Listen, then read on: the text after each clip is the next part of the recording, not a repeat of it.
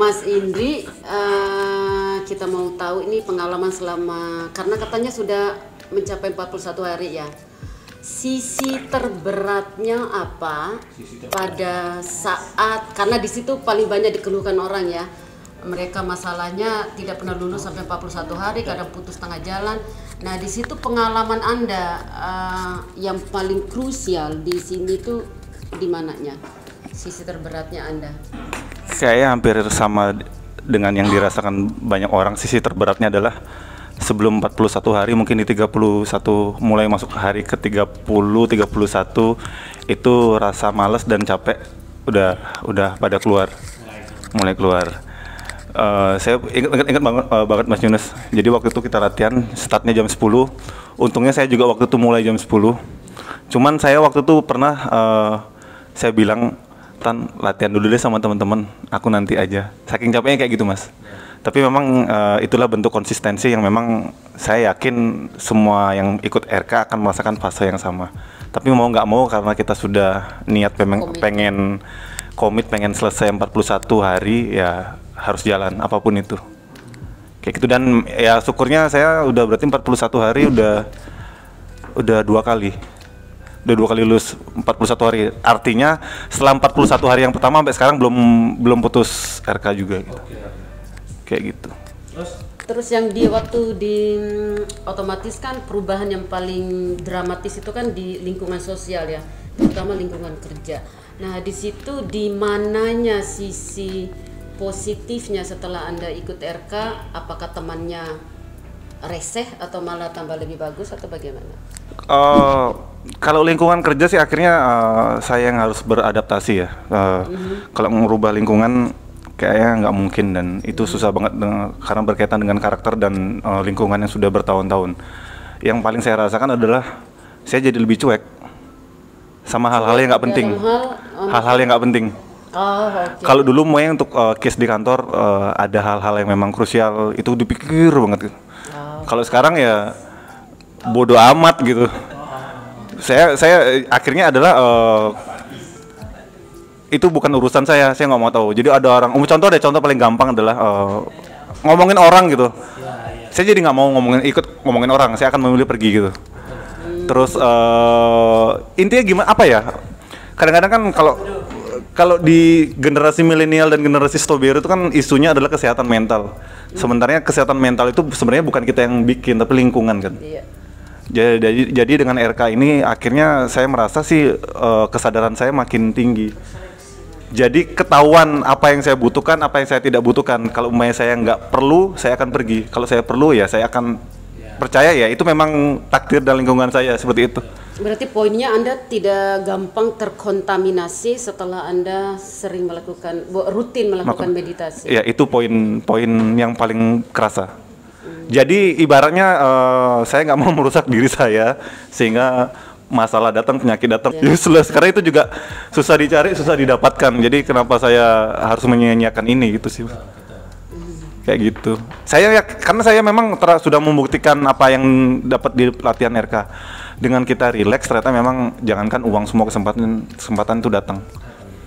Saya sudah membuktikan, saya sudah mendapatkan apa yang saya mau dalam hal cita-cita jangka pendek gitu ya. Terus dari segi keuangan juga kalau kita rileks ternyata nambah dari sebelumnya gitu. Dan saya yakin juga lebih ini Mas, lebih yang saya syukuri adalah saat ini saya bisa ketemu orang-orang baru kayak Pak Irman, Bu Zaitun, yang kalau kita Mas latihan setiap malam minggu Mas, kita bertiga adalah orang yang paling terakhir pulang sampai jam 2, setengah 3 di sini.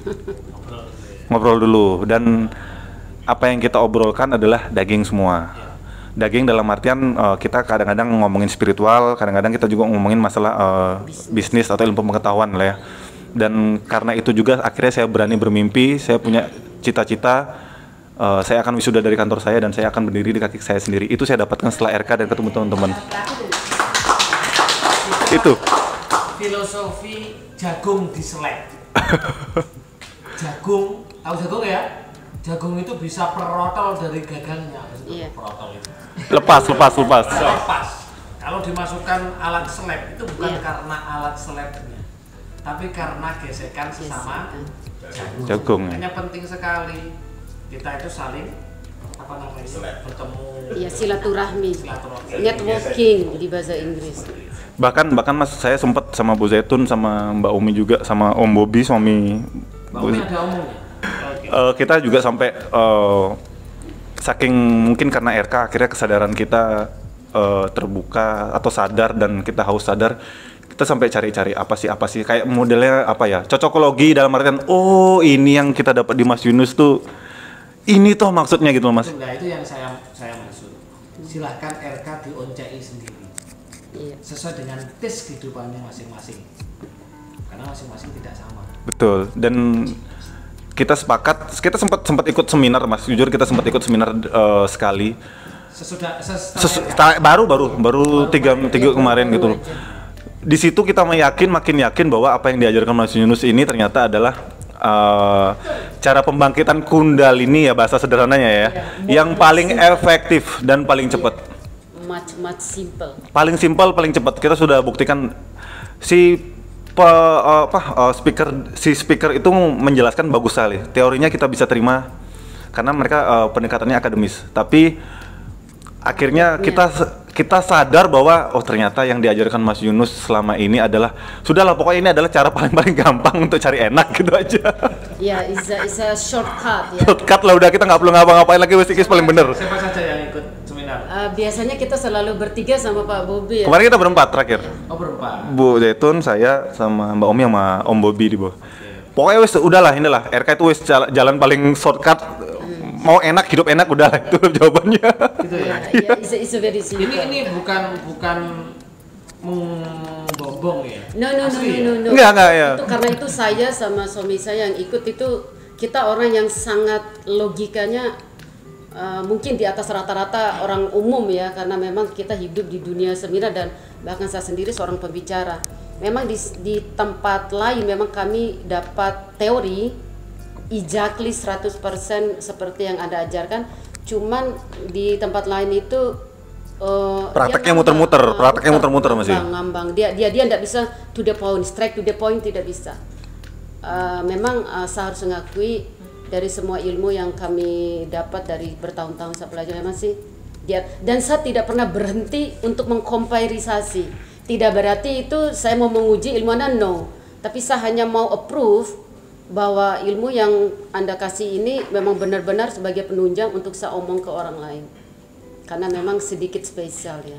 Artinya kemarin kami pengen mencari bahwa cari pembanding gitu Mas. Pembanding dalam artian kami pengen dapat pengertian dari sisi yang lebih teknis dan akademis gitu. Iya, dari akademis. Teknis dan akademis dan dalam praktek kehidupan sehari-hari wes caranya Mas Yunus ini adalah cara yang paling bener, paling shortcut lah pokoknya. Singkat. Terus nggak ada cara lain lah pokoknya gitu aja. Shortcut ya.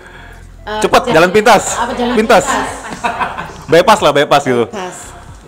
Iya, Pak, yang paling bypass memang sih di RK sih. Kalau yang lain itu memang saya harus mengakui secara akademik, kalau saya mungkin waktu di kuliah itu memang cocok ilmu itu, cocok sekali karena waktu kami cukup panjang untuk punya waktu lah untuk mendengarkan. Tapi kalau untuk orang seperti saya yang sibuk dengan pekerjaan, nggak mungkin kita punya waktu untuk terlalu tralala trilili ya, terlalu panjang mulai dari A B C D sampai Z. Kalau Anda kan langsung ke straight to the point dan memang secara logika dan keseharian lebih gampang dicerna. Kenapa kok saya langsung ke intinya, supaya orang-orang tidak merasakan seperti yang saya rasakan. Banyak ditipu oleh guru-guru, bukan ditipu ya, dimuter-muterkan oleh guru-guru spiritual gitu. Dan akhirnya waktu habis untuk keluarga, untuk masa depan dan lain-lain. Saya nggak mau Anda semuanya itu merasakan seperti apa yang saya rasakan. Akhirnya saya membuat formula yang bagaimana ini langsung to the point guys. Iki tak kasih nasi goreng wes. Bumbunya maksudnya. Rasakan nasi goreng dari saya. Sudah, kalau sudah tak kasih bumbunya silahkan buat. Sudah selesai. Harus sama. Supaya tidak merasakan hal muter-muter gitu. Mau ke Jakarta, ke Singapura dulu. Ke Singapura, ke Amerika dulu kan baru ke Jakarta, ngapain juga gitu. Itulah maksud saya. Iya benar, Kalau terutama mau tuh muter-muter, mohon maaf ya. Kalau mau muter-muter mencari uang banyak bisa saya. Harus ini dulu tahap 1, tahap 2, tahap 3, tahap 4, tahap 4. Harus seperti ini. Bisa sebenarnya, tapi saya nggak mau. Itu sebenarnya. ya sih, terutama waktu itu untuk masalah reinkarnasi, karena kita bukan orang Buddhis atau Hindu, memang agak sedikit pro kontra di situ ya. Di situ memang penjelasan-penjelasan seperti itu, seperti Mbak Umi akhirnya lebih mengerti ya, akhirnya lebih mantap lagi dia dengan latihan RK gitu. Artinya gini maksudnya, bahwa si speaker kemarin itu menjelaskan runut mas, runut yang kemudian akhirnya mungkin orang-orang kayak Mbak Umi yang memang secara masih syariat banget, masih awam, akhirnya bisa mengerti, dan kemudian Mbak Umi akhirnya semakin mantap menjalankan RK ini mas. Gitu. Kalau yang paling saya rasakan mas sebenarnya adalah saya sama istri ya lebih Saling percaya. saling percaya, benar. Jadi Kelihatan.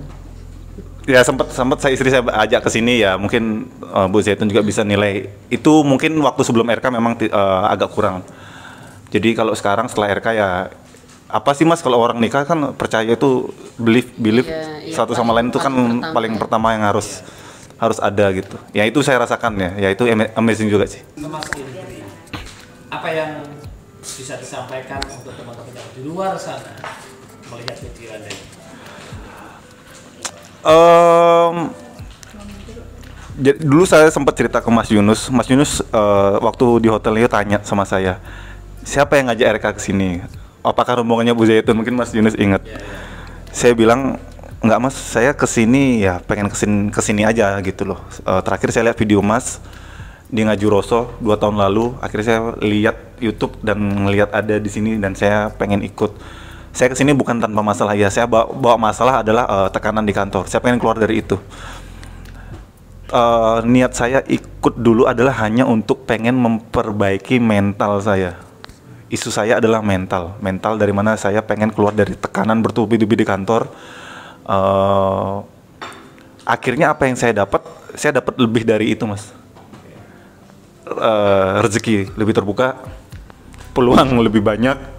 Bahkan yang saya ceritakan tadi adalah saya berani bermimpi saya akan wisuda dari kantor saya dan saya akan berdiri di kaki sendiri, yang mana mungkin saya tidak akan dapatkan. Amin. Kalau saya belum ikut RK ya kan. Dari kesehatan mental itu saya yakin apapun jalan kemanapun akan enak. Kalau umpamanya sekarang saya sudah berniat wisuda dari kantor tapi mental saya dari kantor belum beres, saya kan cuma kabur menclok aja. Lari dari kenyataan, menclok dan saya pasti akan jadi siklus, saya akan menclok lagi gitu. Saya juga ingin meninggalkan, saya keluar dengan wisuda dengan baik-baik, keluar dengan berkesan, sehingga jalan saya untuk berdiri di kaki sendiri juga akan enak gitu mas. Nggak ada bayang-bayang. Artinya yang saya dapat dari RK di luar ekspektasi saya. Saya cuma pengen menyelesaikan satu masalah, tapi saya dapat yang lain, kesempatannya semua ada. 10 pulau. 10, 20, 30 pulau saya dapat semua. Sudah saya lewatin. Yang penting adalah saya juga dapat keluarga mas. Dapat keluarga baru. Saya anak pertama, orang tua saya juga cuma lulusan SD. Artinya dulu saya selalu punya rasa penasaran, bertanya orang tua saya tidak bisa jawab. Sekarang di mereka saya menemukan jawabannya. Apalagi emang saya ragukan lagi di RK gitu loh mas. Seperti itu sih mas. Tapi harus rajin. Rajin itu adalah karena apa ya? Saya tidak pengen ada di situasi itu lagi. Mau nggak mau jawabannya adalah ya harus rajin. Segitu aja. Jadi saya tidak berpikir panjang. Jujur mas, sampai saat ini saya melakukan rutin RK, saya belum kepikiran yang kayak 1 miliar per bulan gitu, belum mas. Jadi saya cuma RK, niat saya RK. Masalah apa yang datang nanti akan saya pilah-pilah dan kemudian mana yang saya mau wujudkan. Tapi ya dengan saya tidak memikirkan itu, saya sekarang nggak ada beban sama sekali ngapa-ngapain mas. Enak-enak aja. Makanya saya tadi bilang di pertama adalah saya makin cuek di kantor. Saya udah punya prioritas. The power of bodo amat. Bodo amat. Enggak. Orang-orang zaman sekarang kan tidak bisa, penyakit orang zaman sekarang tuh nggak bisa bodo amat, Mas. Iya. Selalu pengen masuk, selalu pengen masuk, selalu pengen masuk. Iya. Pengen tahu. Pengen tahu ngomongin orang, nambah masalah, nambah karma buat dirinya sendiri. Padahal kalau tahu sistem alam bawah sadar itu tidak mengenal orang lain. Betul. Makanya saya sangat menghindari itu dan saya sangat bersyukur dengan kecuekan saya sekarang. Artinya saya cuek pada hal yang tidak perlu ya. Jadi hal yang penting dan prioritas ya tetap akan jadi prioritas gitu. Kayak gitu, Mas. Iya, terima kasih banyak. Sama-sama. Sangat unik.